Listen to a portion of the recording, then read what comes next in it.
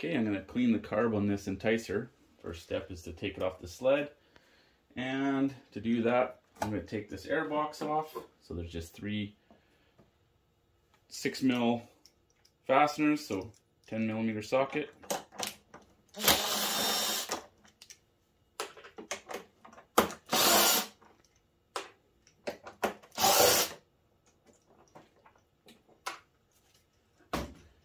And then the band clamp where the air box meets the carb boot.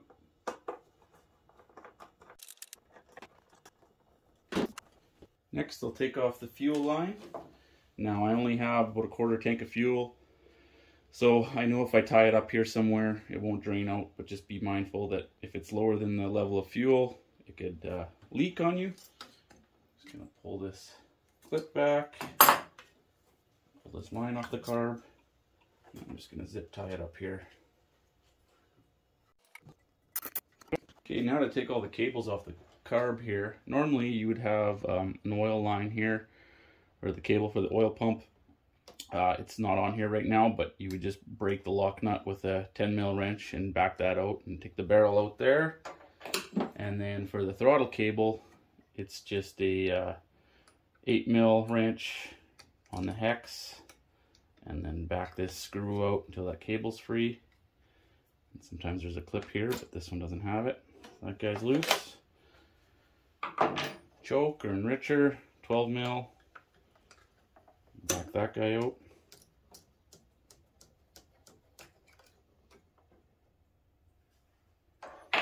Mine has a primer hooked up, so just take that fuel line off.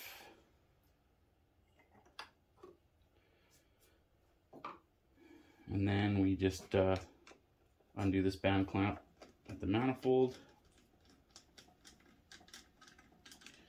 Get that loose, and then this carb will wiggle out of here. Like that. So I got it in a tray. I just took the airbox boot off. Now I'm going to drain the oil out of the bowl. So 17mm socket here.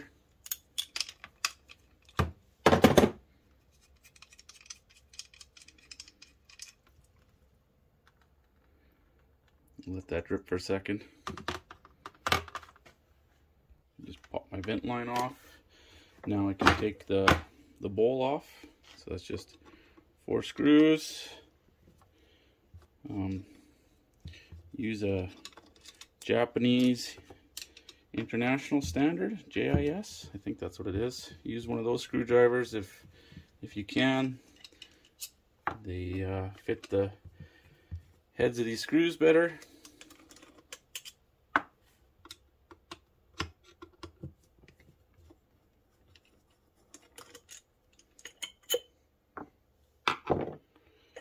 Take the bowl off. You can see the floats here.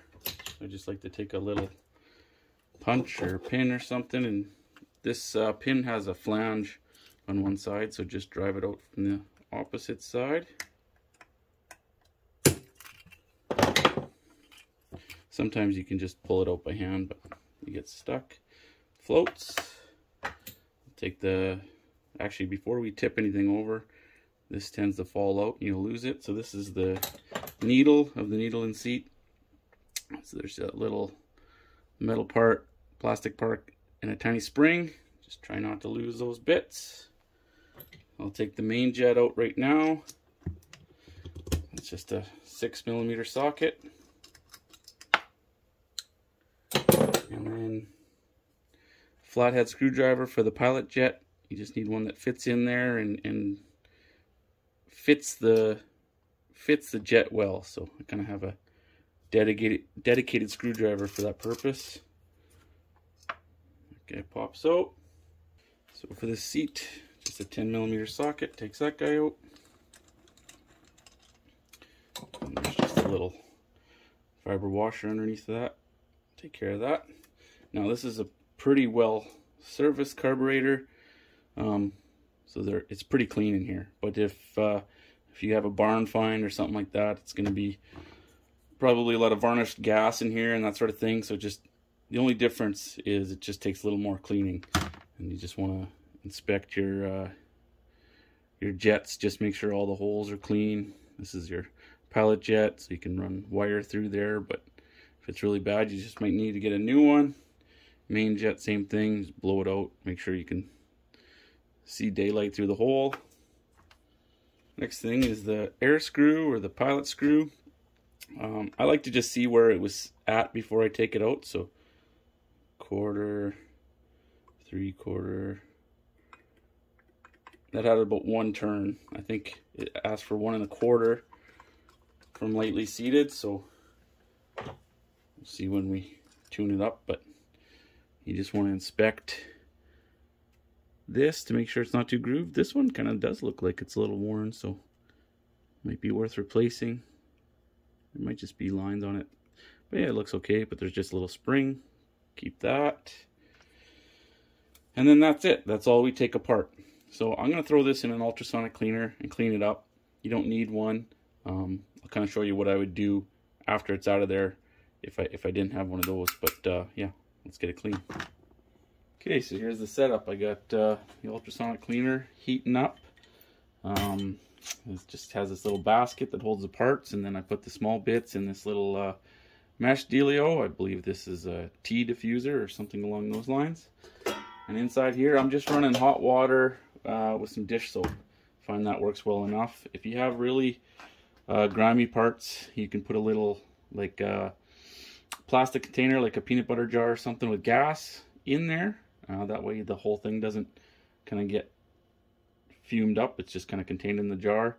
And the other thing I found that works really well on these carbs is like a 50-50 mix of pine sol and water. You get that hot and it just brings the luster back to these things.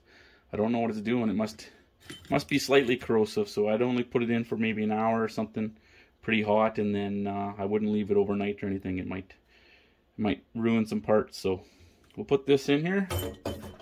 The floats float, obviously, and then I'm just going to set this for half an hour. That's the max time this one runs for, and set it and come back in a bit. Okay, I got that out of the bath. I dried everything off, blew everything off. Now I'm just going to do what I would do if I didn't have the ultrasonic cleaner. And I just want to do that anyhow, just to make sure there's no water left behind, no moisture. So just take a carb cleaner and just kind of, spray it into every single orifice.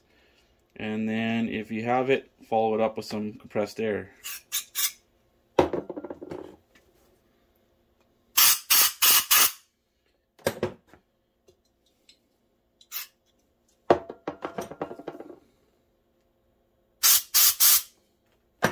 So I'm just going to keep doing that until I've hit every single spot. Spray this out really good.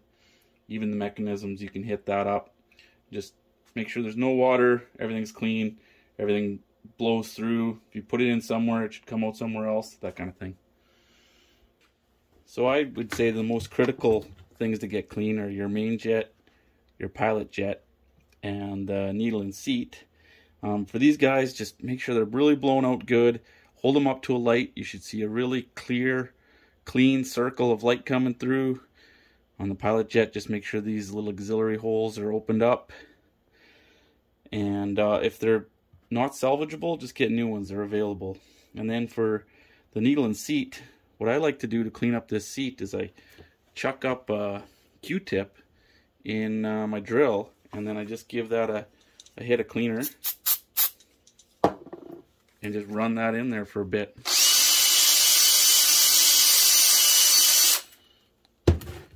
And then I can blow that out. And don't know if you'll be able to see this. Gets it pretty clean. And then the other half of that is just make sure that this tip isn't too worn. Make sure it looks nice and sharp. Mine looks like it's got a little bit of a groove, so it might be time to replace it. It's not too bad, but it's starting to show some wear, so might think about replacing that guy, but for now, it'll go back in. So now I'm ready to assemble. It's pretty much the reverse of taking it apart. We'll start with the seat.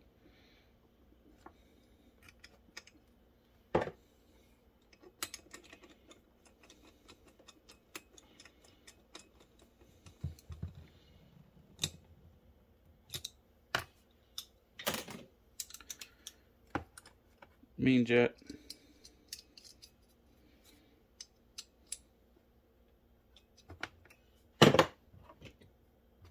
pilot jet,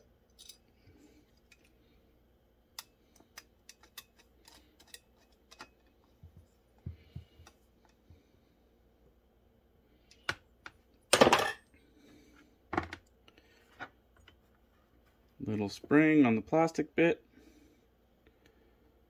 and then that goes into the needle, and the needle goes into the seat.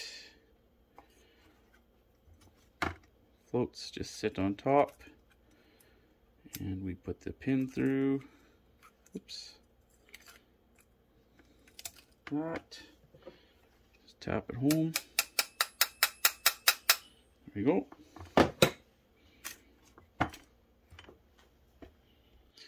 So now I want to set the float height. So I start from vertical in this position and I rotate it 20 to 30 degrees just until the floats make contact. And then I want to measure from this mating surface to the top of the float without any weight acting on that little spring. And I should get 25 millimeters, and that's where I'm at. But I had to adjust mine. I think I might have had it set to this reference before instead of the mating surface. So I think it's this one, but maybe somebody can confirm that for me. But so now the top of this float, when it's just resting there, is 25 mils from there, and I think that's set right. So my gasket's in good shape. I'm going to reuse that. There's a little tab on here that corresponds with the groove over here. Kind of, well, it'll only fit in one way with this vent tube anyhow. And then the bowl, there's a recess on one side that corresponds to the hinge point on the floats, so that's pretty easy to get lined up. 4 screws.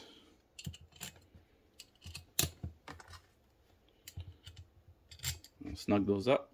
I got those screws snugged up, and then this little bung on the bottom has a little washer. Goes like that. Mine's in good shape, so it'll get reused as well.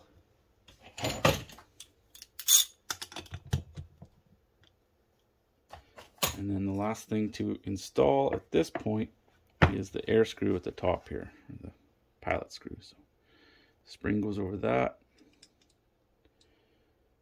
goes in there. You just turn that down, oops, until it just barely touches, not too hard. So right there, back it out half, 1 1/4 turns to start with, and that's it assembled.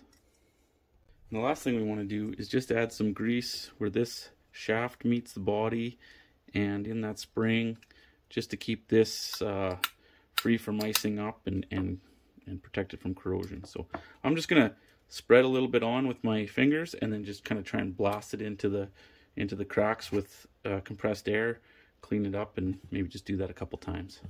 So I tried to apply that somewhat sparingly. Now I'll just try and blast it into those crevices a little bit.